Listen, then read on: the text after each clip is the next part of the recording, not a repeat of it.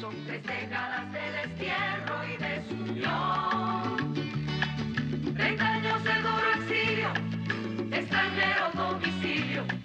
Qué pena de son que canta, errante generación. Saludos amigos de Cuba y su historia, parte de la programación en español de la WLRN, Canal 17, Televisión Pública.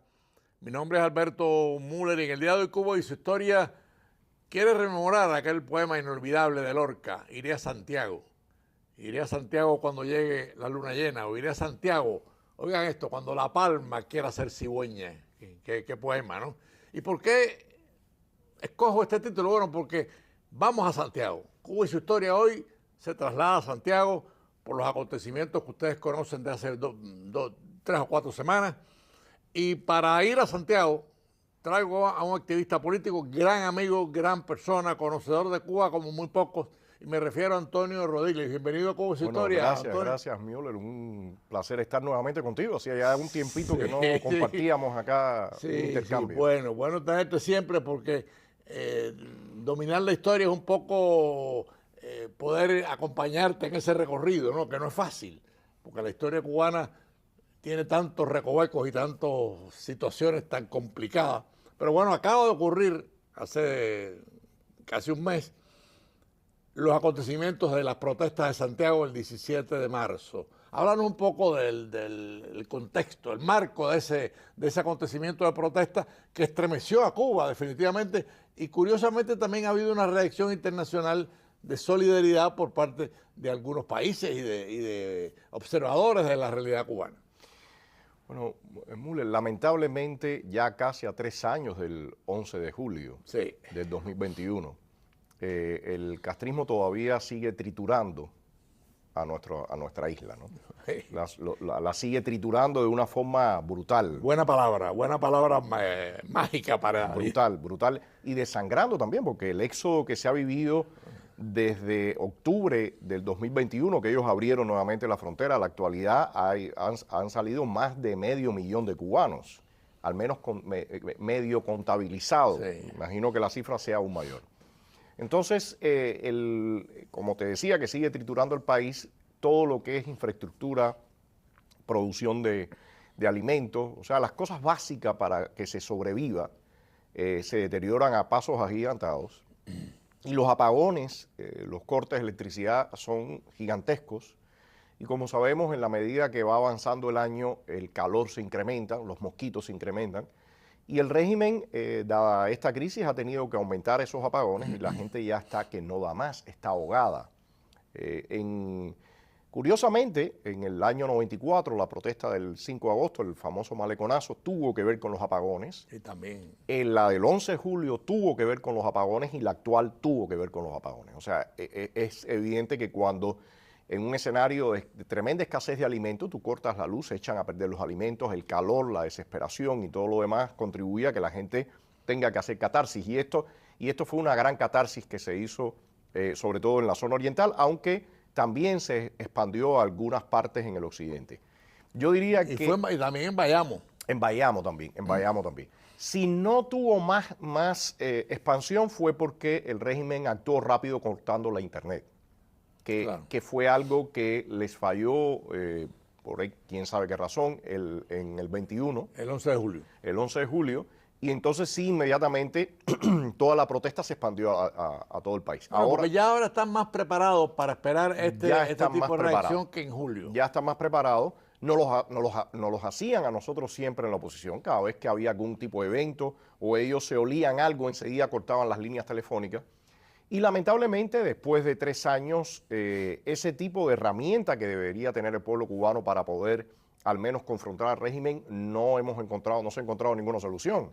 Se dijo mucho que se iba a haber este tema del Internet libre y no ha ocurrido. O sea que el pueblo cubano sigue en descalzo frente a todo el poderío del castrismo. Ahora vuelve, producto del 17 de marzo, han vuelto las demandas a la Casa Blanca de que ayude a instalar un Internet libre en Cuba, que es muy complicado, o sea, no ha habido respuesta. No sé si sea tan complicado, Müller, como complicado es la voluntad política y el empeño y realmente me parece que 3 años después es muy lamentable porque hasta dónde va a caer nuestra isla, nuestro pueblo cubano, o sea, la realidad.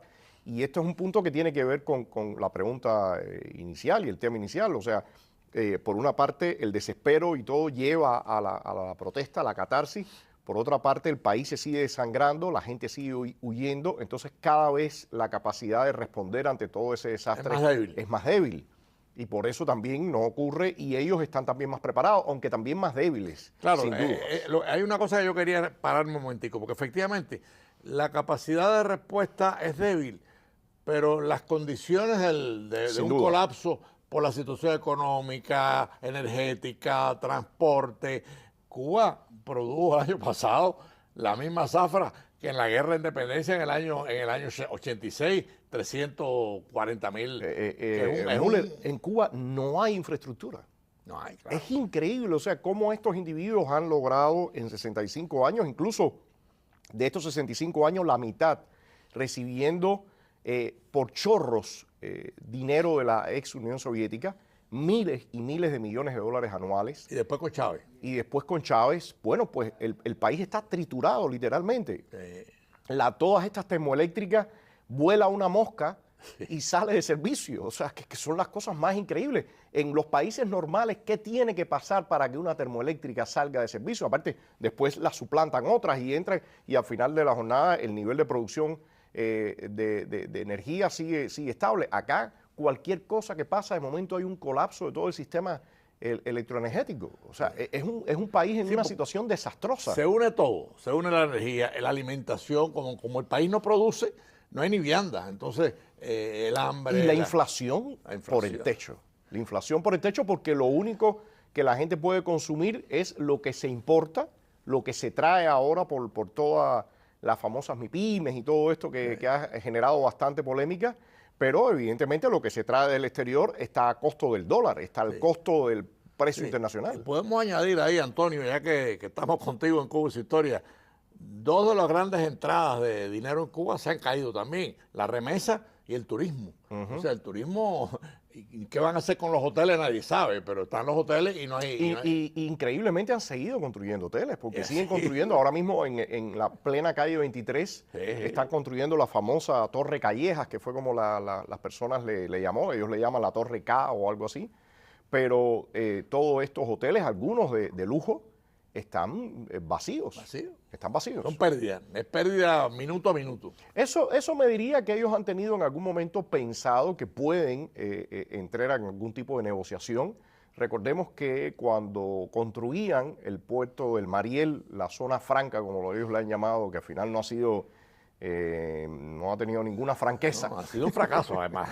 Bueno, esa zona franca, el objetivo era el comercio con los Estados Unidos y empezaron en el 2009, todo el mundo se preguntaba por qué lo hacían y después en el 2014 cuando vino el deshielo la respuesta era, mira lo que había detrás del telón. Ahora en este caso uno pudiera quizás pensar que ellos tenían en mente que podía haber un segundo deshielo, un deshielo 2.0 con la administración Biden y que debido a ello podían lanzarse en estas inversiones en turismo, pero nada de eso ha ocurrido y se han quedado en blanco. O sea, la situación es de las peores que se ha vivido en la isla en los últimos 65 años. Sí, como tú decías, al final el pueblo, y sobre todo el pueblo bajo, el pueblo es el que más está sufriendo esta situación, porque ellos la sufren menos, me refiero a... Müller, las imágenes del cubano que está protestando, a mí me lo han comentado amigos colombianos, venezolanos, me han dicho, la gente se ve muy mal. Y yo le digo, no, la gente está así tan mal como se ve y peor.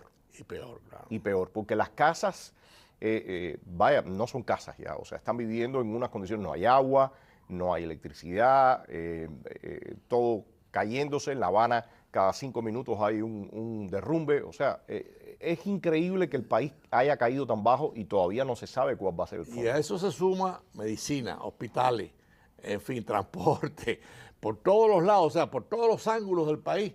Tú ves por supuesto, nadie aspira a que el colapso sea en 24 horas, pero están las condiciones del colapso, o sea, el país se va derrumbando, se va cayendo. Ese es un punto interesante, Müller, la palabra que tú estás usando, colapso, y yo creo que es que hay que enfatizar.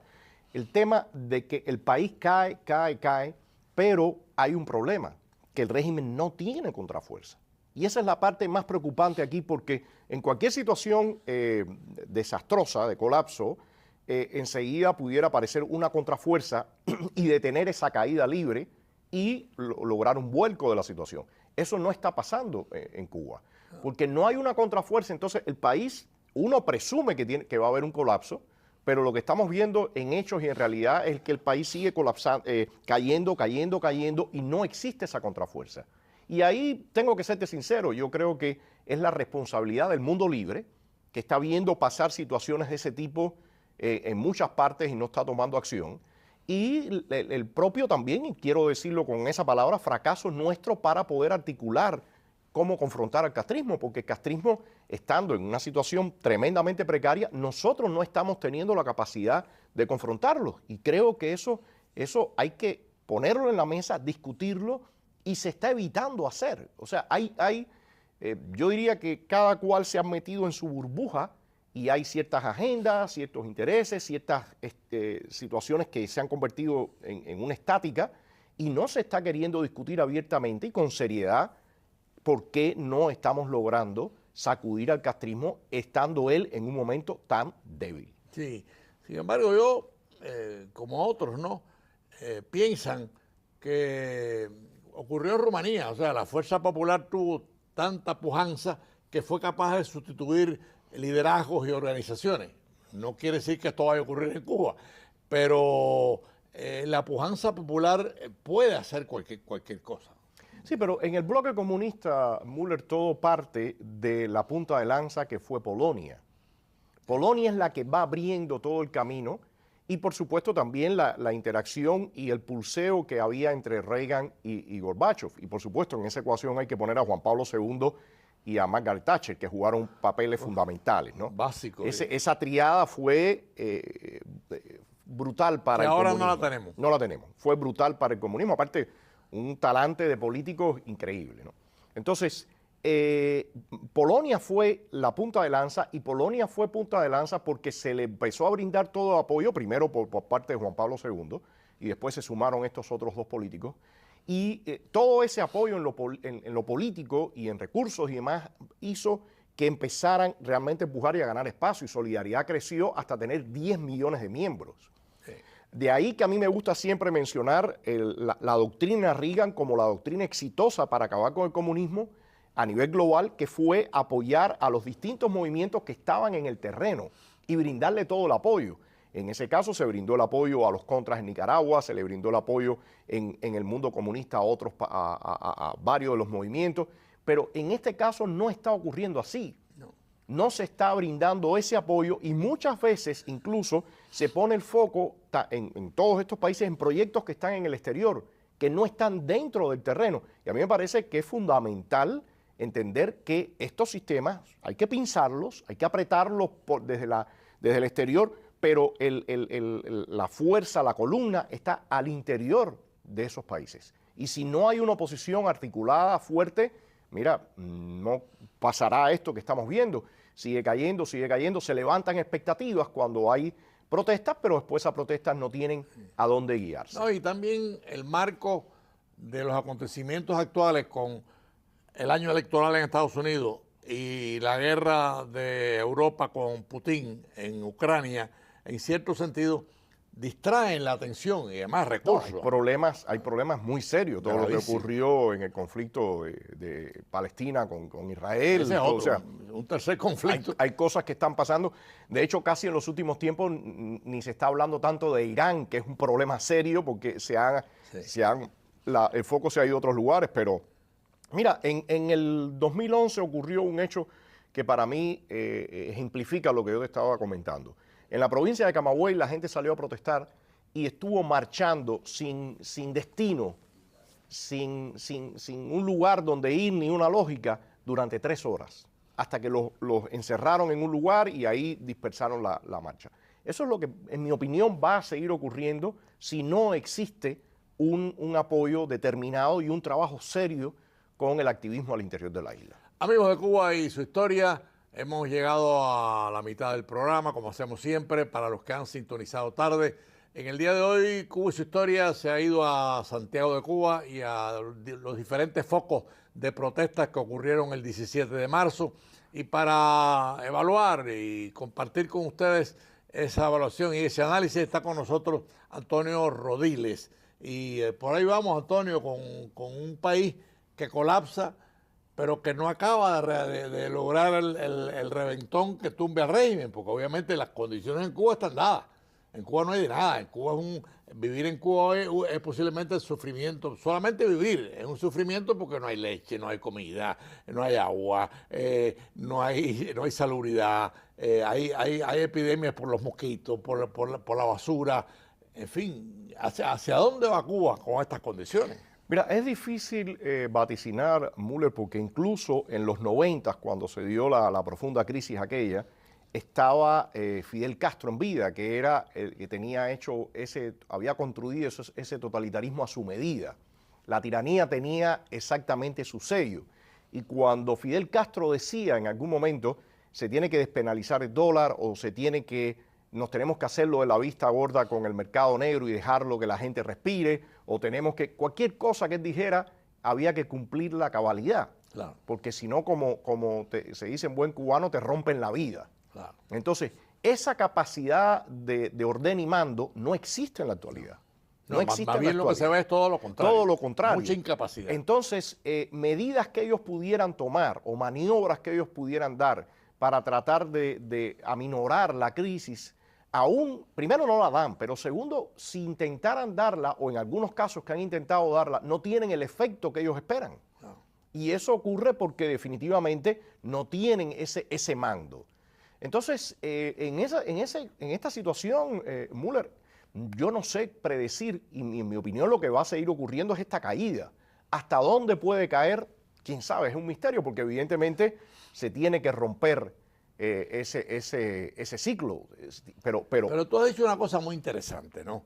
O sea, la ausencia de Fidel Castro, que con todo lo maligno que era una persona organizada, con autoridad sobre toda la estructura. Era el poder. Era el poder. Eso no existe hoy. No existe. Porque ni Marrero, ni Díaz-Canel, y Raúl ya en sus años, sus meses finales o en sus días finales, porque además está con 92, 93 años y enfermo. Entonces, ¿qué va a pasar en Cuba? Bueno, por supuesto, como dices tú, es una incógnita, ¿no? Y es una incógnita que la historia y el pueblo será capaz de descifrar. Yo quisiera aclarar una cosa, Müller, es que en Cuba el poder para nada está ni en Díaz-Canel, ni en Marrero, ni ninguno de esos funcionarios que están dando la cara.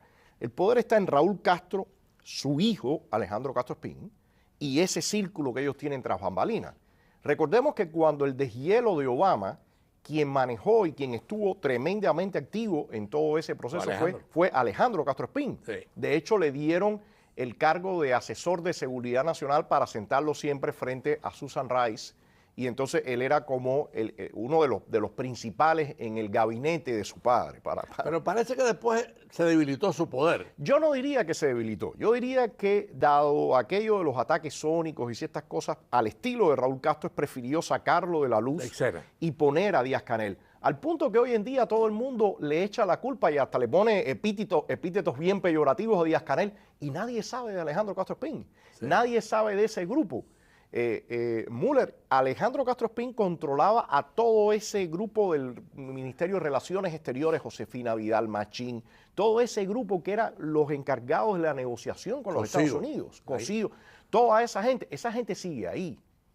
Entonces, el tema aquí que está ocurriendo es que, y eso lo relaciono con la defenestración de Gil, es que realmente el poder tras bambalinas es el que está manejando aquella situación, pero igual no tienen la capacidad que tenía el primogénito de toda esta casta, que era Fidel Castro, en manejar toda la situación. Hay algunos que plantean que la caída de Alejandro en cierto sentido se debe, o el debilitamiento, o la desaparición, porque no aparece por ningún lado en estos momentos Alejandro, es por la caída de Raúl Castro, o sea, el envejecimiento de Raúl. Yo honestamente no todo lo contrario. Yo no creo que Alejandro Castro Espín ha caído. Yo creo que es todo lo contrario, tiene más poder. Yo creo que esta defenestración es parte de las jugadas que él debe hacer con su padre en vida.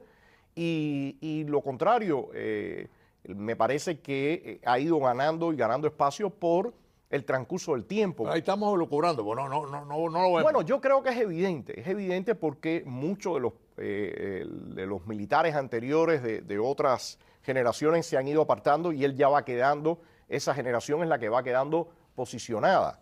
Así que es como que uno dijera que el príncipe heredero en Arabia Saudita va a ser defenestrado. Eso no ocurre, porque Sí, es el no. príncipe heredero. No, eso es casi imposible. Eso es casi imposible. Entonces, lo mismo tenemos en Cuba. Lo que pasa es que el estilo de Raúl Castro ha sido muy distinto al de su hermano, de Fidel Castro. Sí. Él siempre ha preferido manejar las cosas detrás del telón. La sombra. En la sombra. Y lo está haciendo. Lo que ocurre es que eso le hubiera funcionado si el país tuviera cierta viabilidad o si se hubiera continuado el famoso deshielo y ellos hubieran logrado una estabilidad y un cierto movimiento económico. Pero Antonio, hay una cosa clara en esto, o sea, no hay posibilidades, o sea, no hay ninguna posibilidad de que el país, ya sea con Alejandro, con Díaz-Canel, con el que sea, pueda recuperar cierta vitalidad de vida. Yo no la veo. No hay, yo no la veo. existe. No la veo porque las maniobras que tendrían que dar No la están dando. no la están dando. Y Ni como quieren- te mencionaba, ni quieren darla. en los 90s, y yo diría que ellos pudieran perfectamente bien culpar a Fidel Castro de lo que está pasando, porque en los 90s, cuando Fidel Castro se lanza a abrir a la inversión extranjera, permite el mercado negro, permite el famoso cuentapropismo, la circulación del dólar, la isla pasó de un tremendo hueco cuando el maleconazo, que denota detona Sí, el maleconazo, El malestar, sí. empieza a repuntar un poco, pero, perdón, pero cuando aparece Hugo Chávez, él va atrás. Y en mi opinión, ese, para el punto de vista de ellos, fue un grave error, porque ahí él tenía un colchón que pudo haber hecho maniobras y no tener ya la premura. Sí, pero tenía que ceder poder. Exacto, y ellos quieren todo el poder. Ellos no quieren un poco de poder, no, ellos quieren todo el poder. Todavía quieren todo el poder. Todo el poder. Y ahí entonces él retrocede esas medidas y sencillamente lo que hace es sembrar lo que se está viendo ahora. Ellos no tienen absolutamente nada donde pararse, al revés, ruinas donde se están parando. Así que yo coincido contigo, no tienen la capacidad, no lo van a poder hacer, pero el problema es que esta muerte está siendo demasiado larga y dolorosa, sobre todo para el pueblo. Sí, claro, es un colapso que el que más sufre es el pueblo, porque al final de la jornada el colapso de ellos siempre va a ser después, porque tienen más recursos, o sea, tienen el recurso del poder y les importa un bledo que el pueblo sufre, que el pueblo no tenga alimentos, que el pueblo no tenga leche, que el pueblo no tenga pan. Y el de sangre, Müller, o sea, la fuerza de trabajo, la gente más emprendedora, con más ímpetu, se escapa. El país se ha convertido en un país de personas mayores. Un país viejo, ¿sí? Que se le envían recursos para que se ocupen de sus familiares. No, los recursos que se están enviando es básicamente para que la Para gente, sobrevivir. Para sobrevivir, para que la gente no muera prontamente, sino que viva un poquitico más. Y eso es muy triste, ¿eh? Decirlo es muy triste. Como periodista, obviamente tenemos que compartir esa realidad, pero a veces te dan ganas de cerrar los ojos y bajar la cabeza y decir, Dios mío, ¿hasta cuándo, no? Yo creo que toca una revisión seria de lo que se está haciendo. Yo creo que toca reconocer fracasos que se han tenido y toca relanzar una estrategia hacia la isla, porque de lo contrario, si se sigue diciendo, se sigue lanzando un discurso triunfalista, se sigue diciendo que ya eso se cae mañana, que ya lo tenemos ahí. Mira, ha pasado lo que ha pasado. Tantos años, tanto sufrimiento, y después, ¿quién va a lograr echar adelante esa isla en el estado en que está? No, además, la situación es gravísima, pero hay situaciones más graves que la de Cuba, por ejemplo, la de Haití. Cuba podría... Cada vez nos parecemos más Claro. o estamos en el mismo rango. Cuba podría devenir en grupos de delincuentes gobernando la Perfectamente isla. bien. Perfectamente. Y Müller, una cosa que no se puede dejar de lado, la ubicación geográfica del país es propicia para que el crimen organizado, todo esto, el narcotráfico, todo. todo. O sea, el colapso del propio régimen también implica otras cuestiones colaterales. Y el mundo libre hasta ahora no ha demostrado que está en la disposición de tomar parte en ese tipo de situación. No lo está haciendo en ninguna parte a nivel global. Y lo más grave que tiene Cuba es la posibilidad de que ocurra un resquebrajamiento como el de Haití, de grupos de delincuencia manteniendo el orden y convirtiéndose en el poder real. Ese es el mayor peligro que yo veo ahora. Bueno, en el mismo caso de Venezuela, aquí lo que ha ocurrido es que los delincuentes están montados en la plataforma del Estado. Entonces hay cosas que tienen que dejar que ocurran para que ellos puedan mantener su estabilidad, pero el deterioro sigue ocurriendo. Ahora, Antonio, nos quedan 3 minutos de programa y comenzamos con un poema de Lorca, Iría a Santiago. Estamos en Santiago, ciudad tan linda, por cierto, que a Santiago es una ciudad que hay que querer, ¿no? Y tan importante fue Santiago que cuando se creó en 1514, la mayoría le decían Cuba. A Santiago no se le decía Santiago inicialmente, sino Cuba. Y después se quedó como Santiago de Cuba.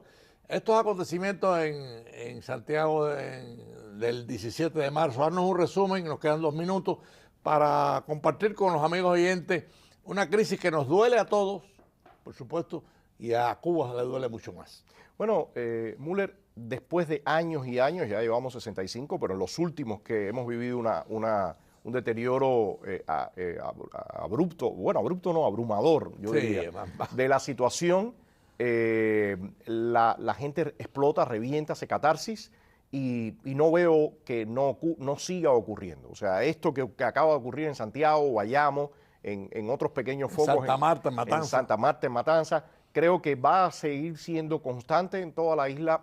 En la medida que nos acerquemos al verano también va a ocurrir más, por lo que te mencionaba, pero lamentablemente no estoy viendo una salida inmediata.